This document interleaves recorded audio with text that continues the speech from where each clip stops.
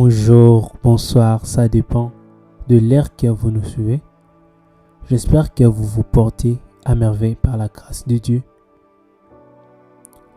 Bienvenue sur notre chaîne et merci pour la confiance. Sans tarder, allons-y à la découverte de JavaScript. Qu'est-ce que JavaScript? JavaScript, c'est un langage de programmation créé à la base pour rendre nos sites web dynamiques et permettre l'interaction avec l'utilisateur. Mais aujourd'hui, JavaScript, on le retrouve dans d'autres domaines différents du web.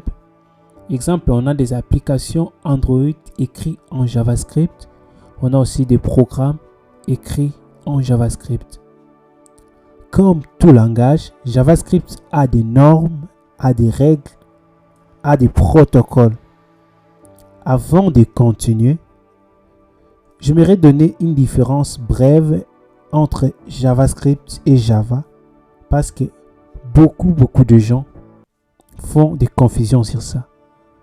JavaScript et Java sont des langages de programmation orientés objet.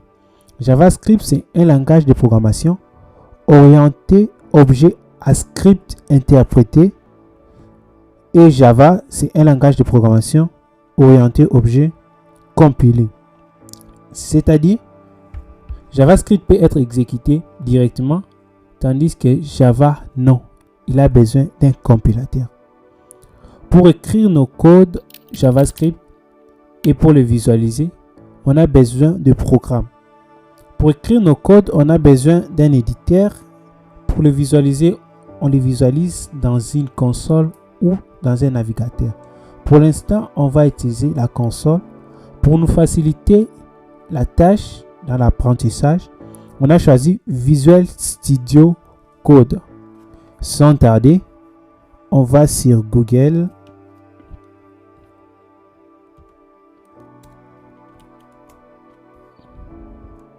On écrit VS Code. On clique sur les premiers liens. Et selon les systèmes d'exploitation, vous allez trouver pour Mac ou pour Windows, ça dépend. Vous téléchargez. Avant de quitter, vous revenez sur Google. Écrire Node.js. Et cliquez sur le deuxième lien.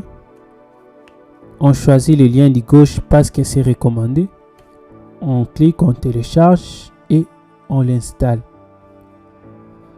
Après, on vient sur Visual Studio Code. Pour encore rendre l'apprentissage facile, on va installer 3 extensions.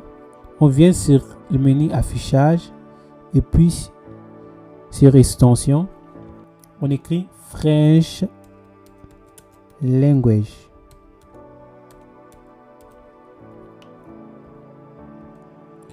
On installe French Language pour avoir Visual Studio Code en français.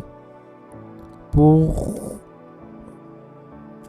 la deuxième extension, on écrit Colorize.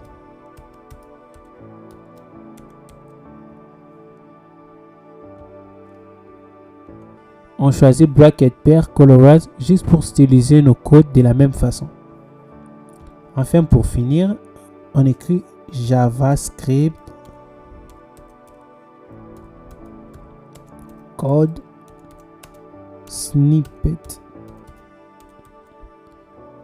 Et on choisit celui-ci et on l'installe. Chez moi, toutes ces extensions sont déjà installées. Et puis pour s'organiser, on va créer un dossier. Donc, chacun cherche là où il crée son dossier pour ne pas oublier. De préférence, il faut créer le dossier au bureau, c'est mieux. Donc, chacun crée son dossier et on revient sur Visual Studio Code. On tape sur commande N ou CTRL N, ça dépend aussi du système d'exploitation qu'on utilise. et on a un nouveau fichier qui est créé, mais comme on voit qui est untitled, ça veut dire qu'il n'y a pas de nom.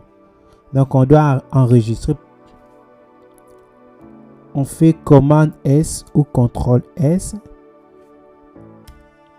Ça dépend aussi des systèmes d'exploitation toujours. On écrit index.js parce que l'extension de fichier JavaScript c'est .js. On cherche notre dossier, on l'enregistre dans le dossier qu'on avait choisi pour être organisé. Comme moi j'ai déjà, ça existe, donc je remplace. Je suis sur index.js. Donc comme j'avais dit,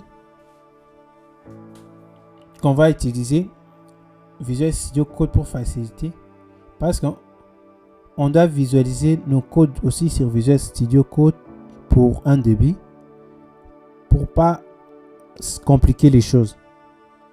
Parce que Visual Studio Code a un terminal déjà inclus à l'intérieur du programme. Pour commencer, on va prendre la fonction console.log juste pour un début. Console.log permet d'afficher dans la console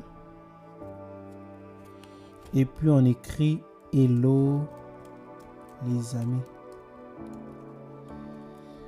On n'oublie pas les points virgules, on va expliquer encore dans les autres vidéos qui viennent.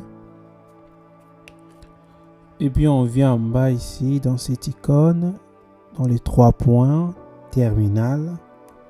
Et puis on se rassure qu'on est dans les dossiers qu'on a créés. Si on n'est pas dans les dossiers qu'on a créés, on fait ls pour vérifier où on est. Par exemple, moi, je suis dans le dossier que j'ai créé et j'ai enregistré le fichier. Sinon, ça ne va pas s'exécuter. Donc, on se rassure d'être dans ce dossier-là. On fait node. C'est ça qui sert l'extension Node.js qu'on a installé pour exécuter nos fichiers JavaScript. Sinon, le terminal ne va pas reconnaître ces fichiers-là. C'est grâce à l'extension Node.js que le terminal reconnaît que quand on écrit Node, qu'on veut exécuter un fichier JavaScript. Node espace non fichier, on exécute, on voit hello les amis. Pour l'instant, on s'arrête là. Merci pour la visualisation, merci d'avoir arrivé jusqu'à la fin et je vous dis à la prochaine.